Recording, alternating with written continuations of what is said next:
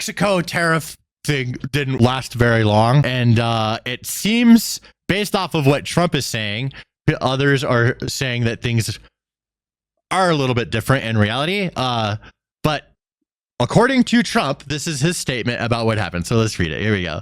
I just spoke with President Claudia Sheinbaum of Mexico. It was a very friendly conversation wherein she agreed to immediately supply 10,000 Mexican soldiers on the border separating Mexico and the United States. Crazy if true. Trump can be a bullshitter. I love me some Trump, but hey, let's be honest. The motherfucker is a bullshitter. All right? And a good one. He's a good bullshitter. We want him to be a good bullshitter. That's how he's gotten this far. That's his strategy, and it's been working for him. He got elected twice. These soldiers will be specifically designated to stop the flow of fentanyl and illegal migrants into our country.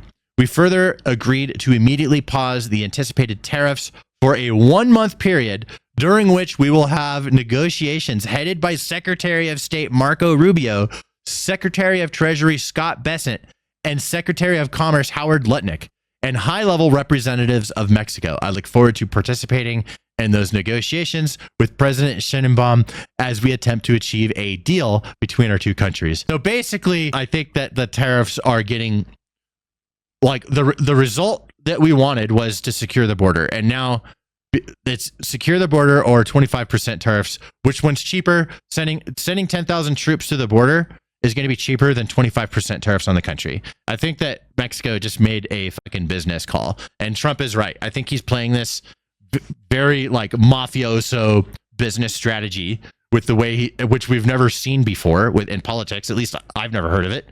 I think that this is very unprecedented strategy of doing this type of stuff, and it seems to be working. In 1 hour, Colombia caved after there was a 25% tariffs that were going to be doubled to 50% if they didn't take the illegals that they're sending to Colombia. And within first, the leader of, I think it's the president of Colombia, had a meltdown on Twitter. This is real. You can see what he had to say. It is absolutely like, it's like as if I'm not breaking up. You're not breaking up with me. I'm breaking up with you. It was crazy. Then the government officially came in and said, we'll take them. And then the tariffs went away. But they can still come back at any time. So Colombia is like on notice, and it's working. So they're instead of having economic ruin, they chose to just take the illegals. Instead of having economic ruin, they decided to just eat the cost and send the troops to the border. This is what's happening. Now, Canada, on the other hand, they are standing firm, and they're imposing tariffs back, which somebody made a really interesting point in the chat earlier. His name was Jesus. And he said, why is it that when Donald Trump imposes tariffs on Canada, it is absolutely horrible and devastating, and it's going to destroy the United States? But when Canada puts the same exact tariffs on America, it's amazing.